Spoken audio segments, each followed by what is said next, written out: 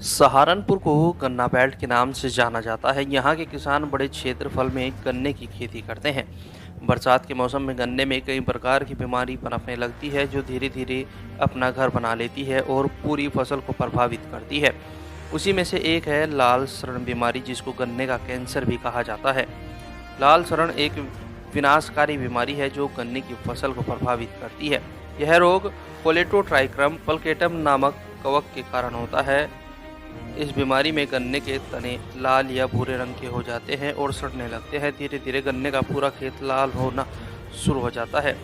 उससे उपज और गुणवत्ता में भारी कमी आती है। गन्ने की फसल में लगे कैंसर रोग से बचने के लिए किसान एक मित्र फफूंदी ट्राइकोडर्मा हार्जेनियम, साथ ही एक सुडोमोनाज जो कि एक मित्र बैक्टीरिया है, इन दोनों का प्रयोग अलग अलग, चाहे आप सड़ी गोबर की खाद में मिला करके करें, चाहे आप सिंचाई में पानी के रूप में कर सकते हैं। लेकिन जब घोल तैयार करें या सड़ी गोबर की खाद में मिलाएं तो इसमें मिलाने से पूर्व गुड़ और बेसन जरूर मिला दें। देखिए किसान भाइयों, गन्ने की फसल में जब बरसात का समय होता है, खेत में नमी, वातावरण में नमी बढ़ने के कारण बहुत सी बीमारियां अपना घर बसाने की कोशिश करती हैं, पौधे को प्रभावित करती हैं, जिसमें से फफूंदी वाली जो बीमारी है, बहुत ही भयंकर बीमारी है गन्ने की फसल में, लाल सड़न बीमारी, जिसे कहते हैं गन्ने का कैंसर, रेड रॉट। यह बीमारी इसी समय फैलती है। अगर किसान भाई अभी से उपाय कर लें, क्योंकि ये बीमारी एक तो बीज के द्वारा फैलती है, दूसरी बात जब बीज के द्वारा फैल जाती है ज़मीन में ये अपना घर बसा लेती है और धीरे धीरे वो नमी के कारण पूरे खेत में बढ़ करके जो खेत को पूरी तरीके से ग्रसित कर देती है। तो पूरा गन्ने का गन्ना जो खेत है वो बैठ जाता है, ख़राब हो जाता है। इसके जो लक्षण हैं, इसकी पोड़ियों में लाल सफ़ेद धब्बे पड़ते हैं अगर हम पोड़ी को बीच में फाड़ते हैं, और ऐसे पोड़ियों के अंदर जो लाल सफ़ेद धब्बे बनते हैं उसमें सिरके जैसी बदबू आती है।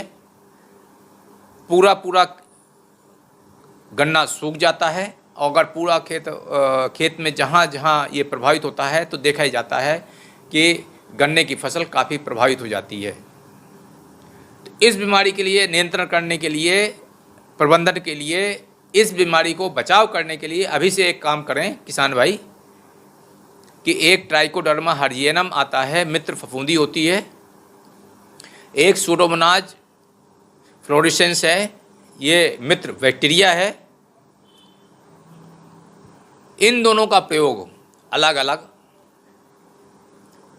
चाहे आप सड़ी गोबरी खाद में मिला के करें, चाहे आप पानी में घोल के रूप में सिंचाई के पानी के साथ प्रयोग करें, लेकिन जब भी घोल तैयार करें या सड़ी गोबरी खाद या कंपोस्ट में मिलाएं तो उसमें मिलाने के पूर्व आप गुड़ और बेसन ज़रूर उसमें मिला दें।